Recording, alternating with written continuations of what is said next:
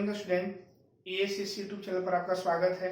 और मैं सिकंदर सर, जो कि आज हम लोग केमिस्ट्री में पढ़ रहे हैं सॉलिड स्टेट। और सॉलिड स्टेट का हम लोग धीरे धीरे टॉपिक बढ़ रहा है। और इसमें जो अगर पीछे वाले वीडियो को नहीं देखे तो पीछे वाले वीडियो को देख लीजिए, तब यहाँ पर समझ में आएगा। ओके, तब हम लोग जा रहे हैं, बनाने जा रहे हैं। हम लोग कल पढ़े थे पैकिंग इफिशियंसी कल के वीडियो में। तब पैकिंग इफिशियंसी देखे थे कि SCC का 52.4%, BCC का 68% और FCC का कितना था, 74% था। ओके, अब हम लोग पढ़े calculation involving unit cell dimension. अब हम लोग क्या करेंगे कि यूनिट सेल कम डायमेंशन को फाइंड करेंगे। क्या करेंगे? यूनिट सेल के डायमेंशन को फाइंड करेंगे। और उसकी जो जो भुजाएं होगी उन भुजाओं को हम लोग क्या करेंगे, उसके बेसिस पर हम न्यूमेरिकल को क्या करेंगे, हल करेंगे। ठीक है, तो डेंसिटी निकालेंगे। क्या निकालेंगे? डेंसिटी। तो हम लोग पिछले भी पढ़ चुके हैं कि डेंसिटी हम लोग याद रखिएगा कि जब भी हम लोग यूनिट सेल का जो बात करेंगे तो हमेशा क्यूब बोला यूनिट सेल। जितना भी हम लोग पढ़े हैं हम लोग का यूनिट सेल क्यूब के रूप में आया। ठीक है, तो सबसे पहले ध्यान रखिए कि हम लोग का जो भी यूनिट सेल होगा एक वो क्यूब के फॉर्म में होगा। तो हम लोग निकालेंगे डेंसिटी। तो डेंसिटी को होता हम लोग जानते हैं कि mass by value, mass by value. लेकिन हम लोग बात करेंगे कि यहाँ पर जो मास किसका लिया जाए तो यूनिट सेल का, तो मास ऑफ यूनिट सेल बटा में value of unit cell. Clear है? आप पिछले क्लासेस में आप लोग पढ़ते आए कि मास बराबर होता है, डेंसिटी इक्वल होता है mass by value, mass by value. जैसे मान लेते हैं ए रूम का हम लोग का डेंसिटी निकालना है, तो रूम का डेंसिटी निकालना है तो हम रूम का ही ना मास लेंगे, रूम का वैल्यू लेंगे। यानी कि रूम का डेंसिटी निकालना है, हम पूरा पृथ्वी का मास ले लेंगे, वैल्यू लेंगे नहीं ना बाबू। तो हम बात है कि mass equal density equal mass by value होता है। तो अगर जिसका डेंसिटी निकालना होगा उसके मास और उसके वैल्यू को लेना होगा। क्लियर है? तो याद रखिएगा कि density equal mass of unit cell by value of unit cell. हम लोग क्या करेंगे, यूनिट सेल का मास फाइंड कर देंगे और यूनिट सेल का क्या फाइंड करेंगे, वैल्यू फाइंड करेंगे। ठीक है, लेकिन उसको जानने से पहले ध्यान रखिएगा, नाउ अब हल करने जा रहे हैं, ध्यान रखिएगा। इसको पहले निकालेंगे मास ऑफ यूनिट सेल कितना होगा, ध्यान रखिएगा। तो mass of unit cell equal effective number of particle into mass of one particle. यानी कहने का मतलब है कि ध्यान रखिएगा बाबू कि जैसे हम लोग पढ़े हैं कि अगर मान लीजिए मास निकालना होगा तो मास में सबसे पहले जानेंगे कि ये मास में कितना हम लोग का इफेक्टिव पार्टिकल, उसमें टोटल कितना पार्टिकल है, और फिर उसका हम मास निकालेंगे। तो वही लिखवा है कि mass of unit cell equal effective number of particle, यानी कुल प्रभावित परमाणुओं की संख्या into mass of one particle. मतलब एक पार्टिकल का मास हमारा क्या होगा, एक पार्टिकल का मास। ठीक है, तो हम लोग 11th क्लास में पढ़े होंगे कि molar mass equal 6.022 into 10⁻³ mass of particle. यानी मोलर मास इक्वल जो होता है इस मास के इक्वल होता है। ठीक है, तो याद रखिएगा मोलर मास को हम m माने हैं और इसका जो बाटा में नहीं है एवोगाड्रो नंबर है। कौन नंबर? एवोगाड्रो नंबर है, इसलिए एवोगाड्रो नंबर को हम m से इंडिकेट किया है, बेस में n लिखे हैं। ठीक है, तो इसको लिखेंगे mass of Na particle equal m। और Na पार्टिकल का जो मास है क्या है, मोलर मास m है। इसलिए मास ऑफ वन पार्टिकल का आप लोग चुप्पी वाला सवाल बनाए होंगे तो m बाई Na हो जाएगा। Then mass of unit cell equal, यहाँ बैठा रहे हैं इफेक्टिव नंबर ऑफ पार्टिकल, तो इफेक्टिव नंबर ऑफ पार्टिकल को हम z मान लिए हैं into mass of one particle. तो एक पार्टिकल का मास हम लोग का इतना आ गया है, आ गया ना। अब लिखेंगे density equal mass of unit cell बटा में वैल्यू ऑफ यूनिट सेल। तो d equal z into m by n। इसका वैल्यू निकल गया है, इसका वैल्यू हल कर दिए हैं, और इसका वैल्यू ऑफ यूनिट सेल। तो यूनिट सेल हमेशा क्यूब के रूप में होता है। तो क्यूब का आयतन मतलब वैल्यू कितना होता है, तो भुजा क्यूब होता है ना, तो इसके भुजा को m आने हैं, इसलिए एक ही हुआ है। ठीक है, अब इसको हल करेंगे तो हम लोग का d बराबर हो जाएगा, सजा दीजिए, z गुने by m into a cube into n हो जाएगा। यही हम लोग का आंसर होगा। और ये जो हम लोग का आंसर जो आएगा ग्राम प्रति सेंटीमीटर क्यूब में आएगा। ग्राम प्रति डेंसिटी कभी भी निकलेगा तो ग्राम प्रति सेंटीमीटर क्यूब हम लोग क्या करेंगे, फाइंड करेंगे। तो ये आप लोगों को प्रूफ करने के लिए नहीं देता है, हम आप लोगों को प्रूफ कर दिए। बस इसके सिर्फ फार्मूला को आपको ध्यान देना है कि अगर मान लीजिए calculation involving unit cell dimension, तो हम लोग का d इक्वल होता है z into m by a cube Na। Okay, clear है? d इक्वल z को हम लोग क्या बोलते हैं, इफेक्टिव नंबर। तो याद रखिएगा कि अब बात करें हम लोग कौन सा यूनिट सेल है, यूनिट सेल का इफेक्टिव नंबर। तो यूनिट सेल हम लोग का मेनली 3 होता है, ऐसे 4 होता है। तो SCC का इफेक्टिव नंबर उसको बताए थे कि नंबर ऑफ पार्टिकल बोलेंगे, नंबर ऑफ एटम बोलेंगे, इफेक्टिव नंबर ऑफ पार्टिकल बोलेंगे, 3 नामों से उसको पुकारा जाएगा। तो SCC में नंबर ऑफ एटम्स 1 होता है, नंबर ऑफ पार्टिकल्स 1 होता है, इफेक्टिव नंबर ऑफ पार्टिकल 1 होता है। बीसीसी में 2 होता है और एफसीसी में कितना होता है, 4 होता है। ओके, तो जेड को हम लोग क्या बोलते हैं, effective number of particle. M को क्या बोलते हैं, molar mass. A cube edge length और एन पेरियोडिक नंबर। ठीक है, तो फिर उसको नीचे एक बार दिखाना हम चाह रहे हैं, दिखा दे रहे हैं नीचे। तो मेन हम लोग का फार्मूला यही हुआ। ठीक है, तो मेन हम लोग फार्मूला, चलिए डी इक्वल हम लोग का कितना है, Z into M by A Q into N, a gram per centimetre cube. ठीक है, तो लिखिएगा वेयर डी इक्वल बोलेंगे डेंसिटी, क्लियर है। जेड इक्वल हो जाएगा इफेक्टिव नंबर, इफेक्टिव या एटॉमिक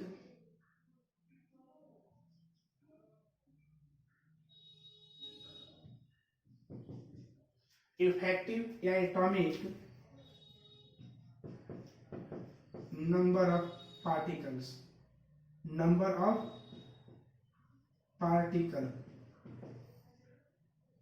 पर यूनिट सेल, यानी हर एक यूनिट सेल का एक पार्टिकल है। ठीक है, इफेक्टिव नंबर होगा।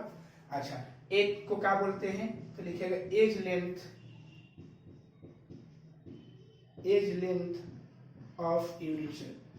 यूनिट सेल का हम लोग एज लेंथ निकालेंगे, क्लियर है। और इसके बाद हम निकालेंगे एन हुआ, एन जो होगा एवोगाड्रो नंबर,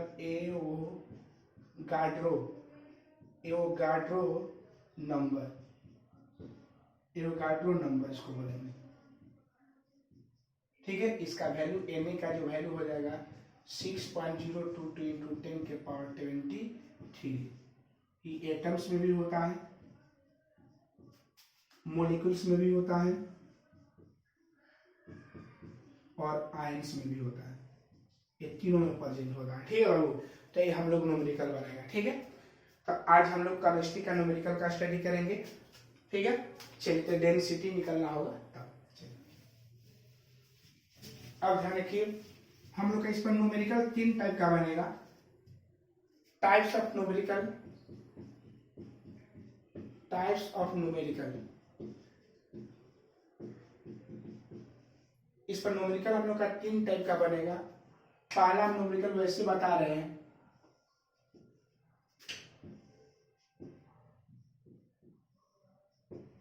पहला न्यूमेरिकल बनाएंगे इस पर एसीसी, बीसीसी और एफसीसी, यूनिट सेल पर। किसके बेसिस पर, यूनिट सेल पर न्यूमेरिकल बनेंगे। ओके, तो इसके लिए आप लोग जानते हैं कि इसके लिए जेड का वैल्यू 1, इसके लिए जेड का वैल्यू 2 और इसके लिए जेड का वैल्यू कितना होता है, 4 होता है। क्लियर है। अच्छा, इसका जो न्यूमेरिकल बनेगा रिलेशन बिटवीन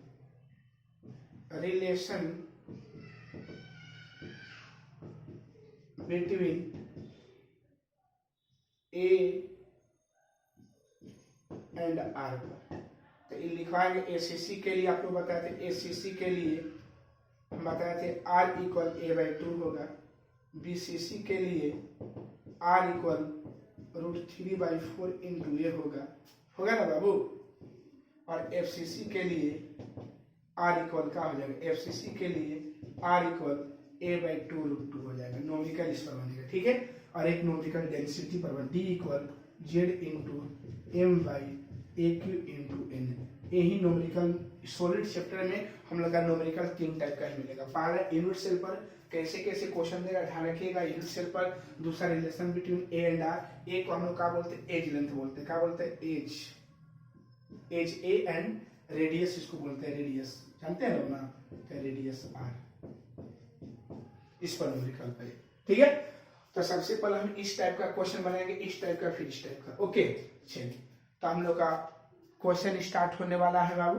ठीक है, क्वेश्चन हम बता रहे हैं, हम लोग पहला क्वेश्चन बनाने जा रहे हैं। पहला क्वेश्चन बोला है, फर्स्ट इसका न्यूमेरिकल बनाने जा रहे हैं। न्यूमेरिकल फर्स्ट बोला है कि एक cubic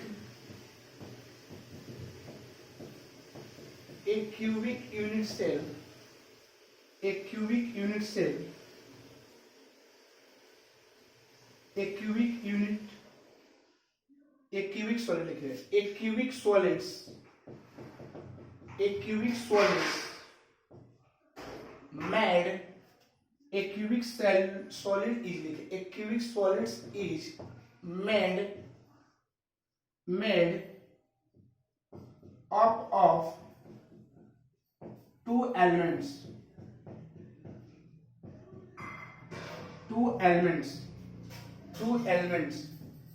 P and Q,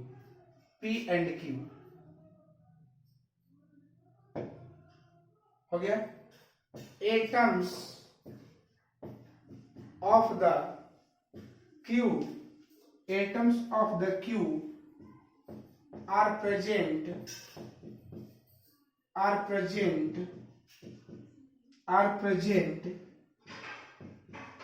the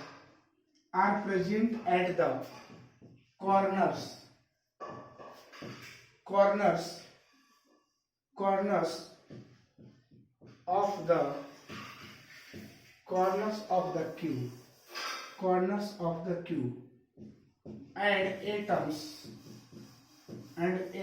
P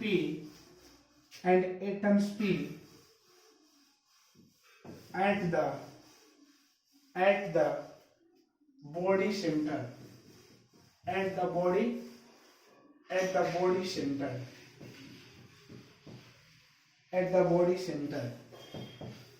What is the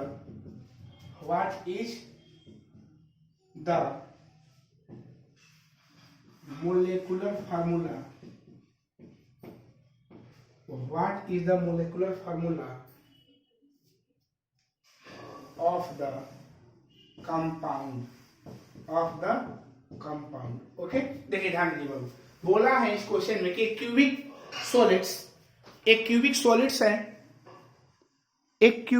solids is made up of two elements. एक क्यूबिक सॉलिड है जो दो एलिमेंट से बना हुआ है, जो उस एलिमेंट का नाम पी एंड क्यू है। एक क्यूब है, सॉलिड है, क्यूब के रूप में हम लोग का सॉलिड है जो पी और क्यू से बना हुआ है, ठीक है। दो एलिमेंट पी और क्यू से मेड अप बना हुआ है, clear. Atom of the cube are present at the corners of the cube. जो एटम क्यू जो है ना, वो क्यूब के कॉर्नर पर प्रेजेंट है। एटम जो क्यू है वो क्यूब के कॉर्नर पर प्रेजेंट है, okay. And atom P eight the body centre. Atom जो पी जो है ना वो बॉडी सेंटर पर है, क्या है, वो बॉडी के सेंटर पर है। What is the molecular formula? What is the molecular formula of the compound? इस कंपाउंड का मोलेकुलर फार्मूला क्या होगा, ठीक है। तो एकदम बहुत सिंपल है क्वेश्चन, ध्यान रखिएगा बाबू। ऑब्जेक्टिव क्वेश्चन पूछते हैं, क्वेश्चन लंबा है लेकिन इसका सोल्व बहुत ही सिंपल है। तो बोला गया कि cubic solid is made of two element p and q. एक क्यूबिक सॉलिड है जो दो एलिमेंट पी और क्यू से बना हुआ है। Q atoms are present at the corner. Q क्या है, कॉर्नर पर। तो q present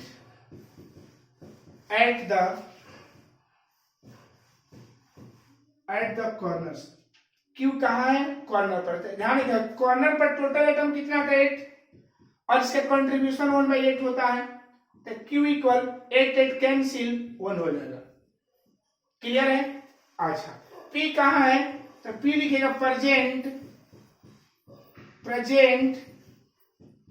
at the body centre.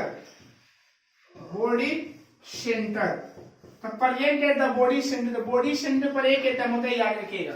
जहां बॉडी सेंटर का बात करेगा तो उस पर एटम कितना था, 1 होता है, और बॉडी सेंटर का भी कंट्रीब्यूशन 1 ही होता है। तो P इक्वल का हो जाएगा 1, हो गया। अब लिखिएगा molecular formula of compound, molecular formula of compound equal. तो Q का वैल्यू 1 है, अब P का भी वैल्यू 1 है, सजा देंगे तो इसका वैल्यू PQ हो जाएगा। तो इस कंपाउंड का मोलेकुलर फार्मूला कितना आ जाएगा, PQ। बस ऐसे ही क्वेश्चन को हम लोग को बनाना है। हम लोग का जो क्वेश्चन है इसी टाइप का बनाना है, ओके। चलिए बस यही हम लोग का क्वेश्चन है। तो इसका answer molecular formula of compound कितना हो जाएगा, PQ हो जाएगा। क्या हो जाएगा, तो ऑप्शन में आपका दिया रहेगा PQ, तो PQ टिक मारिएगा। ओके चलिए, तो फिर समझ लीजिएगा Q जो है present at the corner. Q कहां पर प्रेजेंट है, कॉर्नर पर। तो कॉर्नर पर टोटल एटम कितना था, 8 होता है, 8 होता है, और उसका कंट्रीब्यूशन 1/8 होता है। देख लीजिएगा पीछे, कट कर 1 हो जाएगा। P present at the body centre, P जो है बॉडी के सेंटर पर है। तो P याद रखिएगा कि बॉडी में एक होता है, और उसका कंट्रीब्यूशन भी एक होता है, इतना हो जाएगा, इतना हो। ठीक है चलिए, सेकंड क्वेश्चन सेकंड है। ठीक है बाबू, चलिए सेकंड क्वेश्चन दे रहे हैं कि cubic solid is made of 2 elements. हम यहां पर चेंज कर रहे हैं x एंड y, x और किससे बना हुआ है, y से। Atom of the x are present at the corners of the cube and atom y at the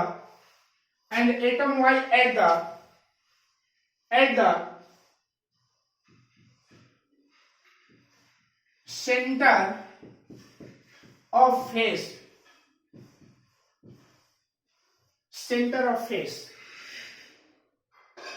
What is the molecular formula of the compound? इसका मोलेकुलर फार्मूला क्या हो compound का। ठीक है, तो बोला है कि x कहाँ है, तो x जो हम लोग का है वो कहां पर प्रेजेंट है, तो x हम लोग का जो है क्यूब के कॉर्नर पर है, और जो y जो है वो भी सेंटर पर, लेकिन फेस का बात किया गया। किसका बात किया गया, फेस का। क्लियर है, सेम टू सेम वैसे ही सॉल्यूशन हल किया जाएगा। ध्यान दीजिएगा बाबू, सोल्व। तो देखिएगा, तो x present at the corners, तो x कॉर्नर पर 8 होता है, इसका कंट्रीब्यूशन 1/8, 8 से 8 कैंसिल हो जाएगा, तो x इक्वल क्या बन जाएगा, 1 हो जाएगा। क्लियर है, और y कहाँ है बाबू, तो y बोला गया है present at the corner, at the face centre. Face के सेंटर पर है, तो y फेस में 6 होता है ना बाबू, ऐसे कंट्रीब्यूशन 1/2 होता है, तो y इक्वल कितना हो जाएगा, 3 हो जाएगा। क्लियर है, अब क्या लिखेगा, molecular formula of the compound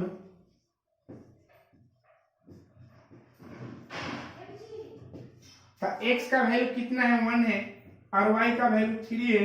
सजाएंगे तो xy3, ये आप लोग का आंसर हो गया। ओके, तो क्वेश्चन नंबर का हो गया, सेकंड हो गया। क्वेश्चन नंबर का हो गया, इसका सेकंड हो गया। ठीक है, तो देख लीजिए कैसे बन रहा है ना। तो इसमें ही बोला है कि एक क्यूबिक सॉलिड्स है, और जो x और y से मेड अप बना हुआ है, जिसमें atoms of the x are present at the corners. जो एटम x जो है ना, वो क्या है, क्यूब के कॉर्नर पर प्रेजेंट है, and atom y at the centre of face, यानी y जो है वो कहाँ है, फेस पर है, फेस के सेंटर पर है। ठीक है, एंड ठीक है, तो what is the molecular formula of the compound, तो उस कंपाउंड का मोलेकुलर फार्मूला क्या होगा, तो इस कंपाउंड का मोलेकुलर फार्मूला कितना हो जाएगा। ठीक है, तो बोला कि x equal present at the corner पर से, तो कॉर्नर्स पर टोटल 8 होता है, और कंट्रीब्यूशन 1/8 हो जाएगा। ठीक है, 1 present at the face centre, तो फेस पर इतना हो जाएगा, मोलेकुलर फार्मूला इतना होगा। ठीक है, चलिए एक और हम आप लोग क्वेश्चन बता रहे हैं, इसी के सेम टू सेम जैसा। देखिए क्वेश्चन हम लोग का है कि cubic solids made of a and b, किससे बना हुआ है, ए एंड बी से बना हुआ है। ठीक है, ए atom of A are present at the corner of the cube, and atom B at the body center. So what is the molecular formula of the compound? Same to same. तो ये कहाँ है, present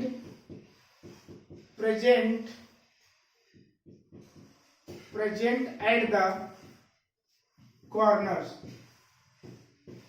तो corner पर कितना होता है, 8 contribution 1/8 contribution का योगदान होता है, 1 हो जाएगा, कैंसिल हो जाएगा, 8 कैंसिल कर लीजिए। ठीक है, बी कहाँ है, तो present at the body centre, body तब बी, तो बॉडी पर ना बाबू, तो बॉडी सेंटर तब बी, तो बॉडी पर बोला है तो बॉडी पर 1 into 1 ही हो जाए कंट्रीब्यूशन, बी इक्वल 1 हो गया। तो लिखिएगा molecular formula, molecular formula of the compound, देखिए ए का वैल्यू 1, बी का वैल्यू 1, ए भी बन जाएगा। ओके, तो ये आप लोग का 3 क्वेश्चन होगा। कितना क्वेश्चन हुआ वो? 3 क्वेश्चन, ठीक है। एक क्वेश्चन नंबर का हो गया 3rd हो गया, तो एक क्वेश्चन नंबर हम लोग का क्या है 3rd। तो ऐसा क्वेश्चन आप लोग का एग्जाम में 1 नंबर का देता है, ठीक है। नंबर हम लोग 4 पढ़ने जा रहे हैं। क्वेश्चन नंबर क्या है बाबू 4। ओके, इसके बेसिस पर की और क्वेश्चन देंगे, लेकिन सब पर जितना न्यूमेरिकल टाइप बताया उस सब पर 2-2 को बता दे रहे हैं, तब कल के वीडियो में इससे थोड़ा सा क्वेश्चन देंगे। ओके, तो क्वेश्चन आप लोग का है gold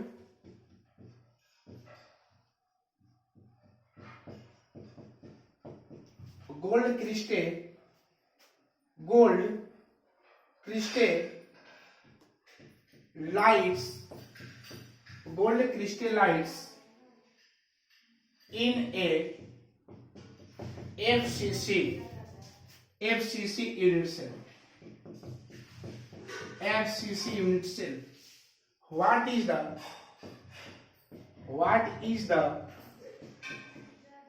age length? What is the age length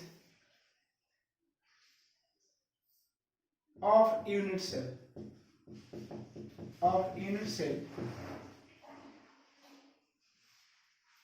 Given the radius of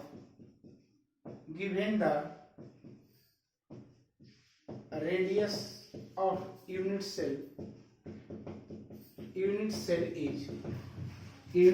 age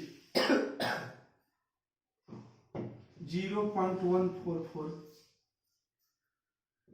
mm। Clear है? तब बोला है कि गोल्ड क्रिस्टलाइज है इन ए एफसीसी स्ट्रक्चर। क्या है बाबू?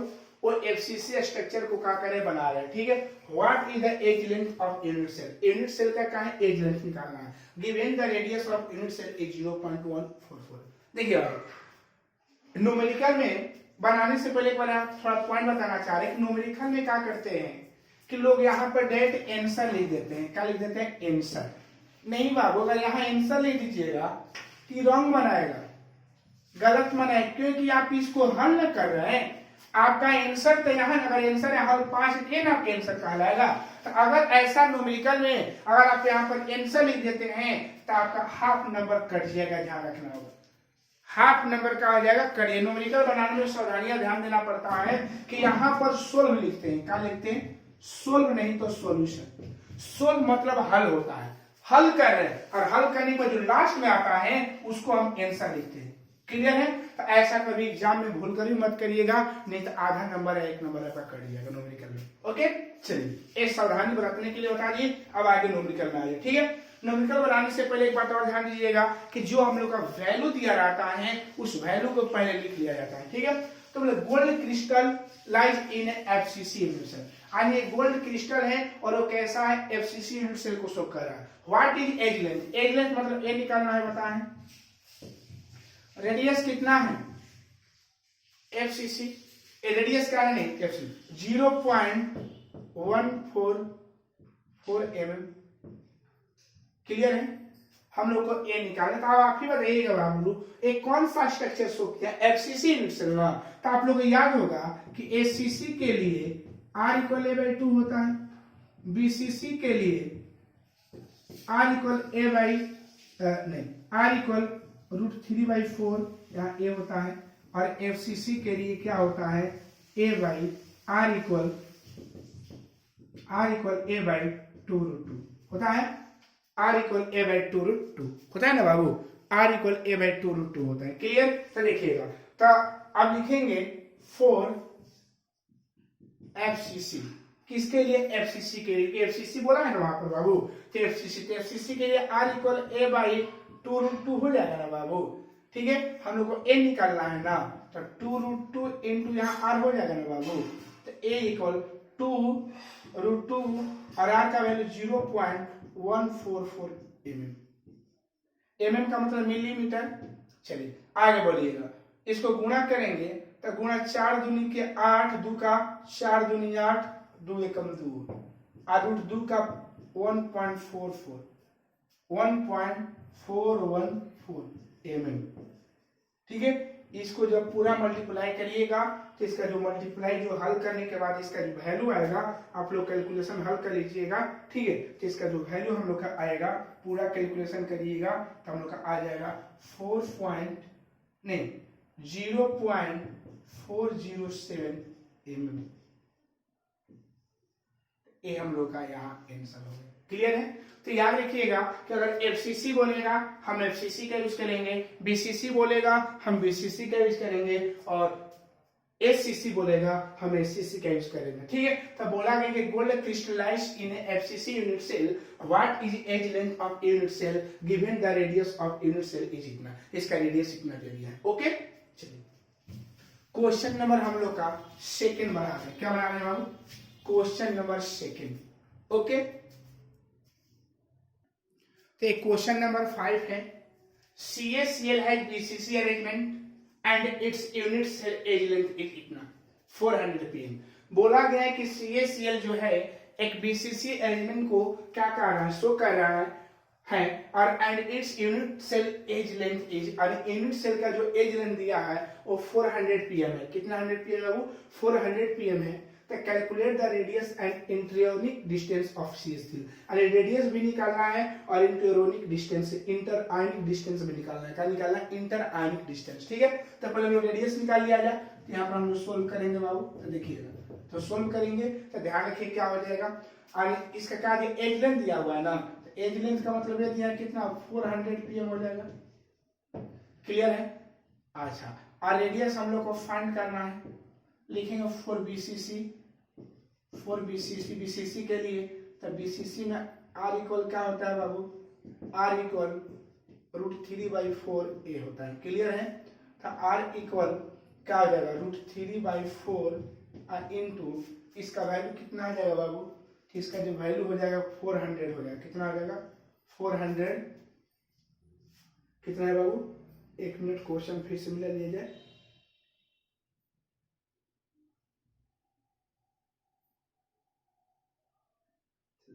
फोर 400 pm है। कितना है बाबू? 400 pm है। ओके, अब इसको कटाएंगे तो ध्यान रखिएगा, इसको कट करेंगे तो 100 हो जाएगा ना बाबू।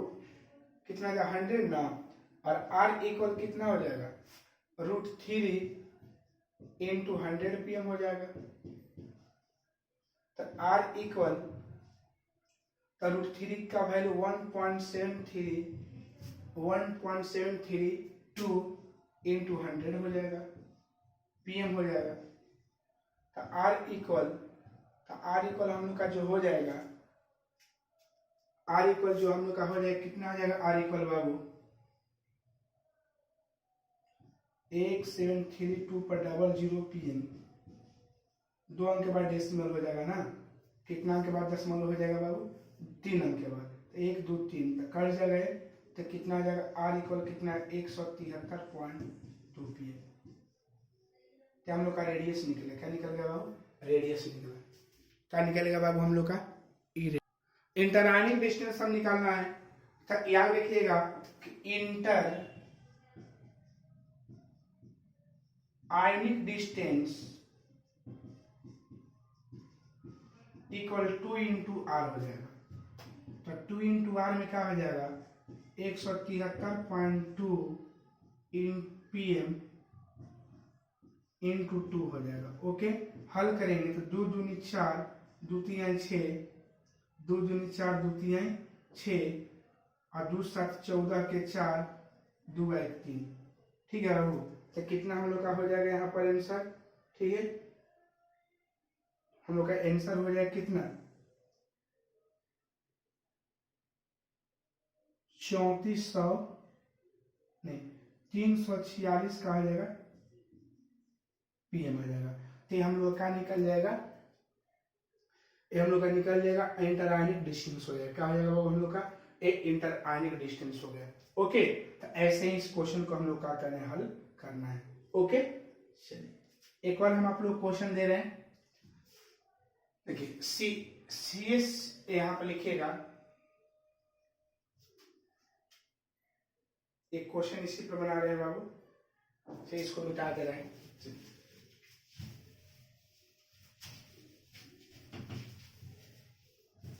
क्वेश्चन नंबर हम 6 आप लोग को दे रहे हैं। 6 क्वेश्चन इसका हम बता रहे हैं बाबू। 6 क्वेश्चन बोला गया है,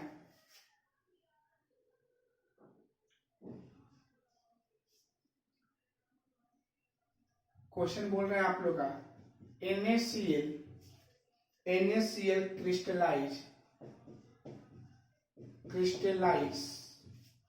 NaCl crystallize in a ACC unit cell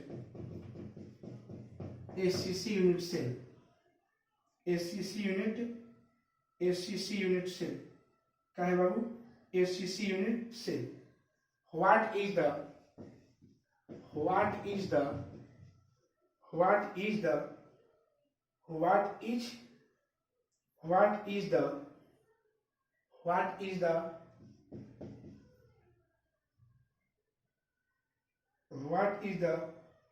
radius of unit cell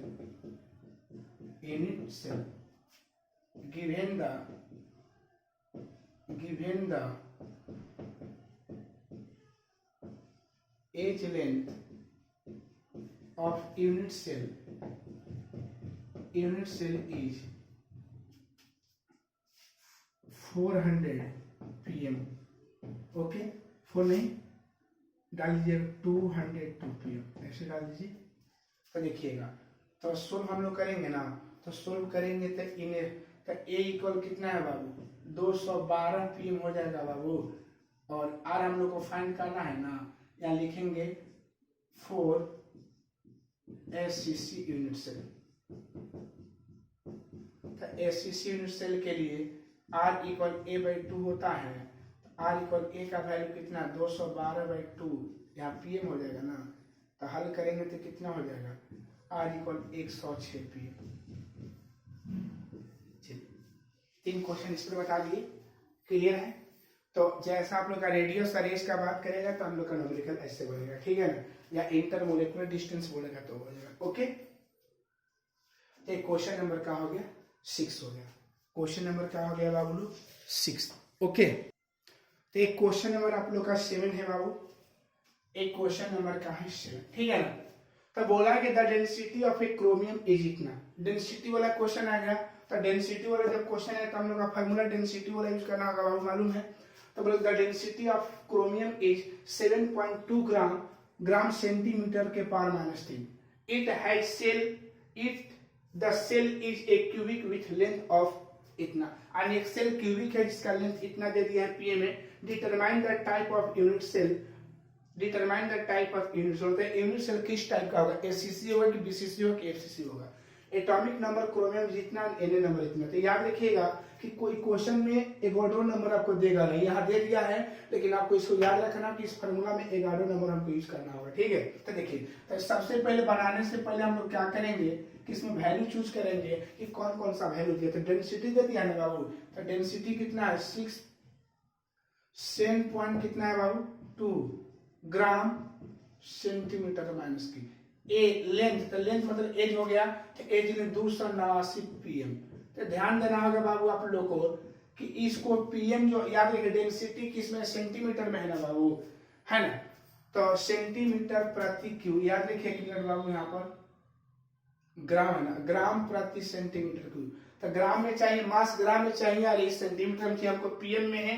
तो याद रखिए आप लोग बताए हैं कि 1 पीएम इक्वल 10 के पावर -12 मीटर, बताए होंगे, क्लियर है। और एक बार याद रखिएगा कि 1 पीएम इक्वल 10 के पावर -10 सेंटीमीटर। ये मीटर में हो गया और सेंटीमीटर में, ठीक है। तो याद रखना होगा कि जहाँ 1 पीएम हम लोग का क्वेश्चन आएगा तो मीटर में 10 के पावर माइनस 12 और सेंटीमीटर में 10 के पावर माइनस 10 सेंटीमीटर। ठीक है, तो हमको यहाँ पर सेंटीमीटर कैसे हुआ ध्यान रखिएगा, आप लोग 10 के पावर माइनस 12 हो जाएगा और मीटर को सेंटीमीटर बदलने के लिए 100 से गुना कर देंगे। 10 के पावर माइनस 12 गुने 10 का स्क्वायर सेंटीमीटर 10 के पावर माइनस 10 है। समझ गए? तो यही याद रखिएगा कि जहाँ पीएम का बात करेगा तो सेंटीमीटर में याद रखिएगा 289 गुने 10 के पावर का 10 सेंटीमीटर। क्लियर हो गया? अच्छा, मास दे दिया तो एम का भी वैल्यू इसमें दे दिया। एम का वैल्यू कितना है बाबू? तो 50 कितना है बाबू? 2 है ना, 52। और एक बार दिया एन ए का भी वैल्यू दिया हुआ है, तो एन ए का वैल्यू हमें कितना 6.022 इंटू 10 के पावर 23। ठीक है, हम लोग को जेड निकालना है, यही है इनिशियल है इफेक्टिव एटॉमिक नंबर या जो भी बोलिएगा। ठीक है, तो बाई लिखिएगा ना फार्मूला, तो बाई फार्मूला हम लोग का कितना हो जाएगा बाबू? तो भाई फार्मूला जब हल करिएगा तो हम लोग का होता है D equal z into M by A Q into n. Clear है? क्लियर हो गया बाबू? चलिए हम यहाँ पर निकाल रहे, समझिएगा। तो क्या करेंगे, Z into M equal A Q into N into D हो जाएगा। इसलिए Z equal A Q into N A into D by कितना होगा एम। क्लियर है? हो गया। अब इसके मान को पुट कर दीजिए। ओके, तो जो भी न्यूमेरिकल बनाने में जो जो भी वैल्यू दिया रहेगा उस वैल्यू को आपको पुट करना है। ठीक है, तो देखिएगा, तो जेड इक्वल ए का वैल्यू क्या 289 गुने 10 के पावर माइनस 10 के पावर 3। क्लियर है? और यहाँ एन ए का मान 6.022 गुने 10 के पावर 23 और डेंसिटी है 7.2 और बाई मास है 52। ये हम लोग का पूरा वैल्यू पुट किए हैं। ओके, ये पूरा वैल्यू को हम क्या किए यहाँ पर पुट कर दिए। क्लियर है? तो पूरा वैल्यू को जब पुट कर दिए हैं तब इसको हम लोग क्या किया जाए, हल किया जाए ना बाबू। क्या करेंगे हम लोग? हल करेंगे। ओके, तो चलिए जब हल करेंगे तो ध्यान देना होगा बाबू आप लोग को कि जेड इक्वल 289 का 3 बार गुना करना होगा। क्या करना होगा? 289 का कितना बार गुना करेंगे बाबू? तो 289 का जब 3 बार गुना करिएगा बाबू तो हम लोग का जो वैल्यू आ जाएगा 289 का 3 बार गुना करने पर 24 13 75 69 गुने 10 के पावर माइनस 30। आप लोग बताए थे कि अंक का गुना करते हैं आप पावर का घात, अंक का क्यूब करते हैं पावर का गुना कर देंगे। ठीक है, और यहाँ हो जाएगा हम लोग का, यहाँ से लाइन से थोड़ा लिख देना है बाबू, जेड इक्वल कितना है, 1 मिनट फिर देख लीजिए जाए बाबू, गुणा भागा इसमें प्रोसेस में होता है। ठीक है, गुणा भाग कर लीजिए, कोई दिक्कत नहीं होगा। ठीक है, तो है 24 1 3 7 5 6 9 गुने 6.022 नहीं गुने 10 के पावर माइनस 30 गुने 6.022 गुने 10 के पावर 23 गुने 7.2। अब आटा में क्या बन जाएगा? 52। क्लियर है? गुना किए हैं। ओके, अब देखिएगा। ठीक है, यहां से हल किया, अब इसको मिटा रहे हैं। ओके, अब देखिए हल करें तो जेड इक्वल, अब देखिएगा पहले जेड इक्वल हम हल कर रहे हैं, ध्यान दीजिएगा बाबू। अब क्या कर रहे हैं हम कि अब गुणा कर रहे हैं, देखिएगा, तो 2 4 1 7 ने 1 3 है, 1 3 7 5 6 9 गुना 6 पॉइंट है ना, 6.022 इंटू 7.2 गुणा करने के बाद हम लोग का वैल्यू आया, ध्यान दीजिएगा बाबू, 10,456,371 गुणे 7296। एक गुणा है, ये दशमलव है। आप पावर को हल करेंगे तो 10 के पावर माइनस का बन जाएगा, तो 10 के पावर माइनस 7 हो जाएगा। क्लियर है? अब बाटा कितना हो जाएगा 52। इतना क्लियर हो जाएगा, क्लियर हो जाएगा ना बाबू। चलिए अब ध्यान दीजिएगा, अब हम लोग हल करेंगे तो 10465371.72 और नीचे 52 हो जाएगा। पावर नीचे आकर प्लस बन जाएगा, बन जाएगा ना बाबू। पावर नीचे आकर क्या बन जाएगा, प्लस बन जाएगा। ओके क्लियर है। जेड इक्वल 1046567172 और नीचे जब करते 52 गुने 10 के पास 7 का मतलब 1 2 3 4 5 6 7 गो जीरो, कब जीरो हो जाएगा 7 गो, 1 2 3 4 5 6 7। हल करेंगे 104656563637 और इसका हो जाएगा 52। 1 2 3 4 5 6 7, 1 2 3 4 5 6 7 8 9, 1 2 3 4 5 6 7 8 9 10। ठीक है। अब इसको जब हल करेंगे तो भागा देंगे, तो याद रखिएगा भागा देने के बाद हम लोग का जो वैल्यू आएगा, ध्यान रखिएगा, जब इसमें हम लोग भागा देंगे, किससे भागा देंगे 52 2 पर 7 को जीरो, 1 2 3 4 5 6 7, तो हम लोग का आएगा वैल्यू 2.01 समथिंग आएगा। तो इसको क्या मान सकते हैं, इसको अप्रोक्स में 2 मान सकते हैं ना बाबू। तो जेड इक्वल का हो जाएगा 2। तो याद रखिएगा कि जिसका वैल्यू जेड का वैल्यू अगर 2 हो जाएगा तो कौन सा स्ट्रक्चर को शो करेगा। आप लोग जान रहे होंगे कि जिसका जेड का वैल्यू कितना आ जाएगा 2 आ जाएगा तो कौन सा हम लोग का स्ट्रक्चर बन जाएगा बाबू लोग, आप लोग खुद जानते हैं। तो लिखिएगा हेंस, नीचे hence type of unit cell, hence type of unit cell in BCC. इस यूनिट सेल का नाम क्या है बीसीसी। क्यों हुआ बाबू बीसीसी, क्योंकि जेड का वैल्यू क्या है 2 है। तो जिसके लिए जेड का वैल्यू 2 दैट मींस कि फैक्टर नंबर 2 होगा वो बीसीसी होगा, जिसका 1 होगा वो एसीसी होगा और जिसका क्या होगा, जिसका 4 होगा वो क्या होगा एफसीसी होगा। ठीक है। एक आप लोग क्वेश्चन होमवर्क दे रहे हैं, ठीक है, जो आप लोग हल करिएगा। एक आप लोग का होमवर्क क्वेश्चन नंबर क्या दे रहा है 8, ये होमवर्क है। ओके तो होमवर्क जो क्वेश्चन दिए हैं आप लोग का ध्यान दीजिए बाबू। एक क्वेश्चन दे रहे हैं, N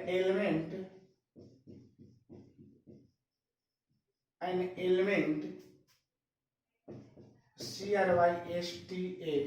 CRYSTALIZES and crystallize in FCC structure, FCC structure, FCC structure कौन है बाबू, FCC स्ट्रक्चर। क्लियर है। FCC स्ट्रक्चर को शो कर रहा है, ठीक है ना। FCC स्ट्रक्चर को यहां पर क्या कर रहा है, शो कर रहा है।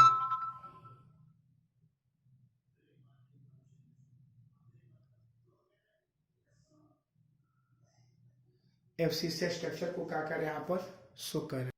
Edge length of unit cell, edge length of unit cell, edge length of unit cell is 2 angstrom, 2 angstrom. ठीक है।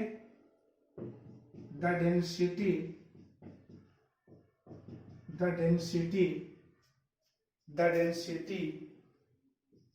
of metal, the density of metal is 2.4 gram per centimeter cube। Clear है, per centimetre cube, full stop. How many unit cell, या इसे भी लिख सकते हैं, इसमें determine the determine the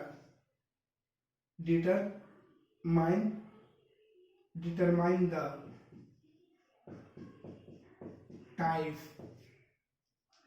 of unit cell. Determine the type of unit cell. Clear? इसका unit cell का नाम बताना है, टाइप. ठीक है, हो गया ना. तो डेंसिटी इसका 2 एंगस्ट्रॉम दिया है ना, इसका डेंसिटी दे दिया है, एजिलन दे दिया है, डेंसिटी दे दिया है. अच्छा, क्या है बाबू? मेटल. तो कौन सा मेटल यहाँ पर है? इस an element crystallise in FCC structure edge length. और बात रहा कि इसमें एलिमेंट का बात की, कौन सा एलिमेंट हमारा होगा. तो एलिमेंट का जब बात किया जाएगा, ठीक है, तो हम एलिमेंट आप लोग को डाल दे रहा है sodium. The metal of sodium, the metal of sodium. The mass of sodium, the mass of sodium is 23 and Na equal 6.022 10 के पावर 23. ओके, तो ये आप लोग का क्वेश्चन नंबर 8 है. और कल के वीडियो में हम लोग इसका क्वेश्चन 4-5-6 और पढ़ाएंगे. ठीक है, तो ये वीडियो पसंद आया होगा तो लाइक और सब्सक्राइब करना मत भूलिएगा. जय हिंद, जय भारत.